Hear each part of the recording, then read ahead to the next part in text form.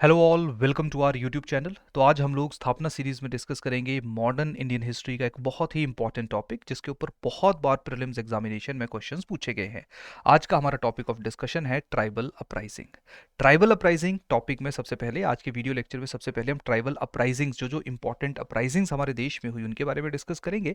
और उसके बाद जो है वो हम लोग उन्हीं अपराइजिंग्स के ऊपर 5 इंपॉर्टेंट एमसीक्यूज को डिस्कस करेंगे। तो आप लोग जैसे ही हमारा वीडियो खत्म होगा आप लोग बताओगे कि 5 एमसीक्यूज में से आपके कितने एमसीक्यू सही हैं, चाहे चैट बॉक्स में बताइए या कमेंट सेक्शन के अंदर बताइए। तो चलिए सबसे पहले जो हमारा टॉपिक ऑफ डिस्कशन है उसको देख लेते हैं, that is tribal uprisings. Tribal uprising की अगर हम बात करें तो मेनली इंडिया में हम लोगों को 19th सेंचुरी में ट्राइबल अपराइजिंग्स बहुत लार्ज स्केल के ऊपर होती हुई देखने को मिलती हैं। इसका सबसे बड़ा कारण है क्योंकि इंडिया में 19th सेंचुरी तक आते आते ब्रिटिश गवर्नमेंट ऑलमोस्ट पूरे के पूरे इंडिया के ऊपर अपना कंट्रोल एस्टेब्लिश करने में सक्सेसफुल हो गया है। अब वो उसकी नज़र थी जो हमारे यहाँ पे मौजूद अलग अलग ट्राइबल एरियाज थे, जहाँ पे बहुत ज़्यादा रिसोर्सेज उनको देखने को मिलते थे और बहुत ज़्यादा रिसोर्सेज उस ज़माने में डिस्ट्रीब्यूटेड थे। तो अब ब्रिटिश गवर्नमेंट उन रिसोर्सेज को कंट्रोल करना चाहती थी, कैप्चर करना चाहती थी। उसके साथ साथ जो फॉरेस्ट एरियाज है वहाँ पे पेड़ों को काट के वो एग्रीकल्चर प्रैक्टिसेस भी करना चाहती थी। लेकिन जैसे ही ट्राइबल एरियाज में ब्रिटिश गवर्नमेंट के द्वारा इंट्रूजन होना शुरू हुआ तो वहाँ पे मौजूद लोगों ने ब्रिटिश गवर्नमेंट के खिलाफ हथियार उठा लिए। इसके कारण हमें 19th सेंचुरी में बहुत ज़्यादा ट्राइबल अपराइजिंग्स होती हुई देखने को मिली। तो चलिए सबसे पहले हम लोग देख लेते हैं कि कौन कौन सी इंपॉर्टेंट ट्राइबल अपराइजिंग्स थी। सबसे पहले अगर हम ट्राइबल अपराइजिंग की बात करेंगे तो सबसे पहली ट्राइबल अपराइजिंग है भील अपराइजिंग, जो मेनली महाराष्ट्र के खानदेश रीजन में डिस्ट्रीब्यूटेड थी। महाराष्ट्र के खानदेश रीजन में डिस्ट्रीब्यूटेड थी और इसके लीडर का नाम था सेवाराम। अब एक चीज़ ध्यान रखिए, किस तरह के सवाल पूछे जाते हैं कि कौन सी अपराइजिंग कहाँ हुई और कौन उसके इंपॉर्टेंट लीडर थे। अब जितनी भी अपराइजिंग्स हुई उनको ब्रिटिश गवर्नमेंट के द्वारा बहुत स्ट्रांगली सप्रेस किया गया। तो मैं ऐसा नहीं कहूँगा कि ट्राइबल अपराइजिंग जो है वो बहुत सक्सेसफुल हुई। कुछ जगहों के ऊपर जैसे संथल अपराइजिंग या संथल रिवोल्ट की अगर मैं बात करूँ, वहाँ पे ब्रिटिश गवर्नमेंट को मजबूर कर दिया गया कि वो संथल्स के लिए अलग से डिस्ट्रिक्ट बनाए। लेकिन अपराइजिंग का सक्सेस जो है वो हमें कहीं भी होता हुआ देखने को नहीं मिलेगा। लेकिन उसके साथ साथ जो ट्राइब्स का कंट्रीब्यूशन है हमारे फ्रीडम स्ट्रगल मूवमेंट में, उसको भी हम लोग नहीं भूल सकते हैं। यही कारण है ये टॉपिक जो है वो हमारे लिए काफ़ी इंपॉर्टेंट है और एग्जाम में भी बहुत बार सवाल पूछे जाते हैं। तो सबसे पहले भील अपराइजिंग हुआ महाराष्ट्र खानदेश एरिया में। दूसरा अहोम रिवोल्ट हुआ, ये हुआ असम में। क्लियर। और इसके जो लीडर थे उनका नाम था गोमधर कन्वर। तीसरा इंपॉर्टेंट रिवोल्ट हुआ खासी। खासी जो है वो मेघालय में एक हिल का नाम भी है, ट्राइब का नाम भी है। 3 ट्राइब्स हैं, गारो, खासी एंड जैंतिया। तो वहाँ पे खासी रिवोल्ट हुआ। खासी रिवोल्ट के जो इंपॉर्टेंट लीडर थे इनका नाम था तीरथ सिंह। अब ध्यान रखना इनका नाम। क्लियर। नेक्स्ट इंपॉर्टेंट रिवोल्ट हुआ Singh force rebellion. Singh force rebellion जो है ये हुआ असम में मेनली। लेकिन सिंह फोर्स जो है वो हमें अरुणाचल प्रदेश के अंदर भी डिस्ट्रीब्यूट होते हुए देखने को मिलते हैं। क्लियर। ये रिवोल्ट 1830 से लेकर 1855 के बीच में चला। इसके जो इंपॉर्टेंट लीडर थे उनका नाम था खासमा सिंह। नेक्स्ट इंपॉर्टेंट रिबेलियन हमें देखने को मिला 1831 से लेकर 32 के बीच में, जो है कोल रिबेलियन। कोल जो है ये छोटा नागपुर एरिया में डिस्ट्रीब्यूटेड ट्राइब है जिन्होंने ब्रिटिश गवर्नमेंट के खिलाफ रिवोल्ट किया था। इनके जो इंपॉर्टेंट लीडर हैं उनका नाम है बुद्धो भगत। क्लियर। नेक्स्ट इंपॉर्टेंट है that is Khond uprising. Khond जो है वो बेसिकली तमिलनाडु से लेके बंगाल तक के जो फॉरेस्ट एरियाज हैं वहां पे खोंड ट्राइब डिस्ट्रीब्यूटेड थी। तो खोंड्स ने ब्रिटिश गवर्नमेंट के खिलाफ फ्रॉम 1837 टू 1856 कॉन्टिन्यूसली वो बीच बीच में जो वो ब्रिटिश गवर्नमेंट के खिलाफ रिवोल्ट कर दिया करते थे। इनके इंपॉर्टेंट लीडर का नाम है चक्र या चक्रा बिसोई। क्लियर। नेक्स्ट है संथल रेबिलियन जो 1855 से 1856 के बीच में हुआ। अब ध्यान रखिए, बार बार छोटा नागपुर एरिया की बात हो रही है। बार बार छोटा नागपुर एरिया की बात हो रही है। चाहे हम लोग डिस्कस कर ले कोल अपराइजिंग की, हम बात करें संथल अपराइजिंग की, क्योंकि छोटा नागपुर एरिया वो एरिया है जो वहाँ पे हम मॉडर्न छत्तीसगढ़, छत्तीसगढ़, अपना sorry Chhattisgarh, Jharkhand, in specific areas को जो है वो छोटा नागपुर के साथ रिलेट कर सकते हैं। कुछ बंगाल का हिस्सा, कुछ हमारा उड़ीसा का हिस्सा, ये छोटा नागपुर प्लेटू के ऊपर सिचुएटेड हमारी इंपॉर्टेंट प्लेसेस है और यहाँ पे बहुत ज़्यादा ट्राइबल पॉपुलेशन हमें देखने को मिलती है। तो संथल रिबेलियन जो है या मल्टीपल रिबेलियन हमें छोटा नागपुर एरिया में देखने को मिलते हैं, जिनमें संथल एक बहुत ही इंपॉर्टेंट है। क्लियर। संथल की अगर हम बात करें तो संथल के सबसे पहले जो लीडर थे, जो लीड कर रहे थे, उनका नाम था बीर सिंह। और उसके बाद जो है जो 2 भाई हैं that is Sidhu and Kanhu. Clear. Sidhu and Kanhu, इनके बारे में आपको पता होना चाहिए, दोनों भाई हैं। इन्होंने मेन क्रेडिट जो संथल रेबेलियन का दिया जाता है वो इन दोनों को दिया जाता है, और प्रीलिम्स एग्जामिनेशन में इन दोनों के ऊपर हमारी स्टेट में सवाल पूछा गया है। नेक्स्ट है मुंडा रेबेलियन, जो 1899 से लेकर 900 के बीच में हुआ। ये मॉडर्न झारखंड में है, और इनके बहुत ही इंपॉर्टेंट लीडर हैं जिनका नाम है बिरसा मुंडा। बिरसा मुंडा के द्वारा एक मूवमेंट लीड की गई थी, जिस मूवमेंट को जो है वो उलगुलन और ग्रेट ट्यूमुलट मूवमेंट के नाम से भी जाना जाता है। नेक्स्ट है रानी गेदिनिलू, नागा मूवमेंट, मणिपुर नागालैंड वाले एरिया में जो क्रिश्चियन मिशनरीज क्रिश्चियनिटी में कन्वर्ट कर रही थी वहाँ के ट्राइब्स को, उसके खिलाफ इन्होंने जो वो मूवमेंट चलाई थी। इसके साथ साथ इन्होंने ब्रिटिश गवर्नमेंट के खिलाफ भी मूवमेंट चलाई थी, जहाँ पे टैक्स देने से मना कर दिया था। ये जो गेडिनिलू है, इनको रानी का टाइटल दिया गया बाय पंडित जवाहरलाल नेहरू। और लास्ट है दैट इज ताना भगत मूवमेंट, जो कि जत्र भगत के द्वारा लीड की गई। ये मूवमेंट हमें अगेन छोटा नागपुर एरिया में ही देखने को मिलती है।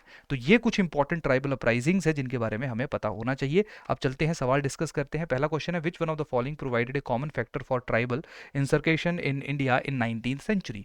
कौन सा कॉमन फैक्टर है जिसने ट्राइबल अपराइजिंग को लीड किया या ओरिजिनेट किया ड्यूरिंग 19th सेंचुरी? तो चार ऑप्शंस आप सब लोगों के सामने हैं, जल्दी से अपना आंसर मार्क करिए। बहुत मुश्किल सवाल नहीं है, लेकिन बहुत आसान भी नहीं है। यहाँ पे काफ़ी कंफ्यूजिंग स्टेटमेंट आप लोगों को देखने को मिलेंगी, तो हम इसको थोड़ा एलिमिनेशन मेथड के थ्रू करने की कोशिश करेंगे। देखिए, इसका आंसर है D, that is the complete disruption of old agrarian order of the tribal communities.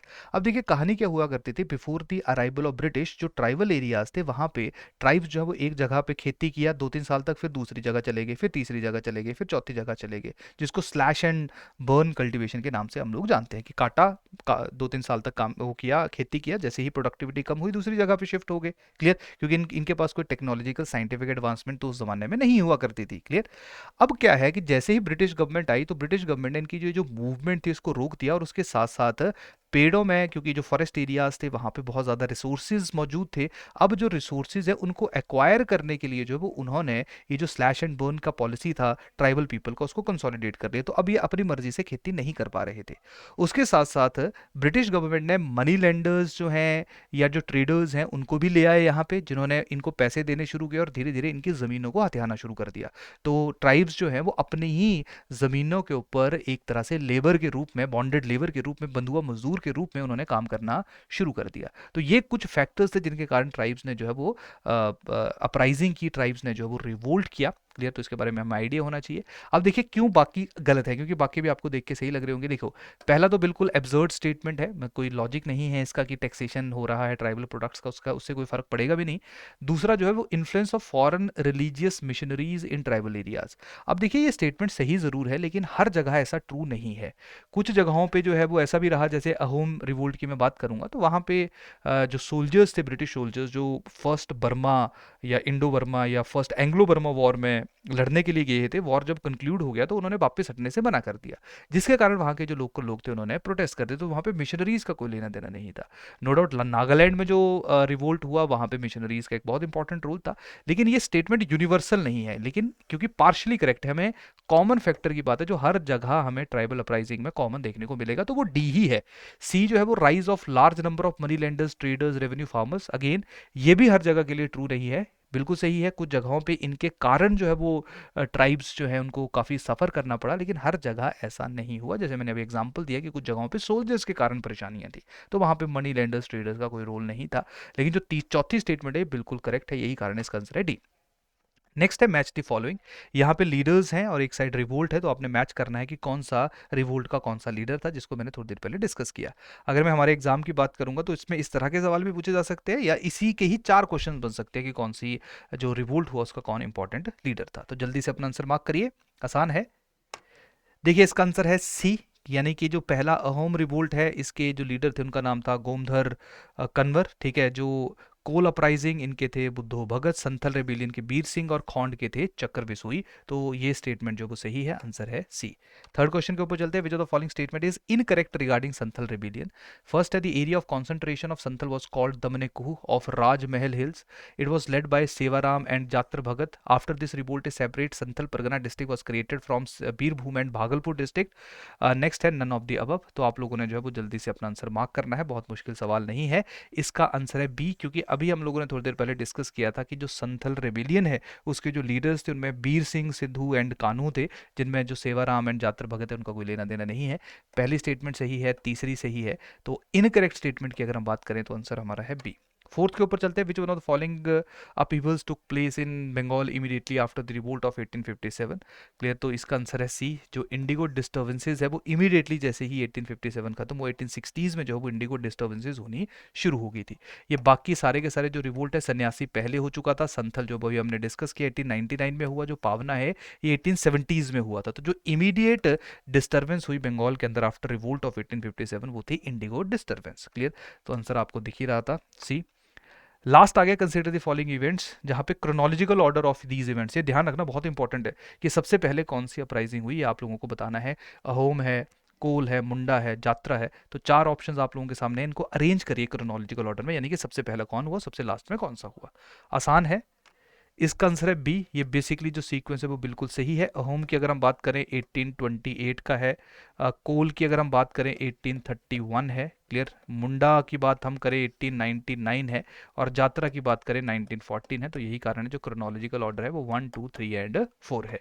तो ये हमारे 5 इंपॉर्टेंट क्वेश्चंस थे। क्लियर, अब चलिए कुछ इंपॉर्टेंट अनाउंसमेंट्स हैं हिमाचल के लिए, हरियाणा, पंजाब, हर जगह के लिए जो है वो हमारे द्वारा स्टेट स्पेसिफिक कोर्सेज लॉन्च किए गए हैं। हिमाचल के लिए स्पेशल एक कोड है, दैट इज हिमाचल 30। क्लियर, इसको यूज करके आप हमारे क्रैश कोर्स के ऊपर 30% डिस्काउंट ले सकते हैं, जो इस सीधे प्रीलिम्स के लिए डिजाइन किया गया है। इन कोर्सेज से रिलेटेड इन्फॉर्मेशन जो हमारा डिस्क्रिप्शन बॉक्स है वहां पे मौजूद है। आप लोग लिंक्स पे क्लिक करके इन कोर्सेज को अवेल कर सकते हो। क्लियर, तो इसी के साथ जो है वो आज के लेक्चर को हम कंक्लूड करते हैं। अब ध्यान रखिए, एक हमारा टेलीग्राम चैनल है। अब जो टेलीग्राम चैनल है उसके ऊपर इस फाइल को शेयर कर दिया जाएगा, और टेलीग्राम चैनल का लिंक हमारे डिस्क्रिप्शन के अंदर मौजूद है। तो आप लोग वहां से टेलीग्राम ज्वाइन करिए और इस फाइल को, इन 5 MCQs को जो है वो बार बार रिवीजन के लिए डाउनलोड कर लीजिए। तो चलिए नेक्स्ट लेक्चर में फिर मिलते हैं, तब तक के लिए थैंक यू, धन्यवाद।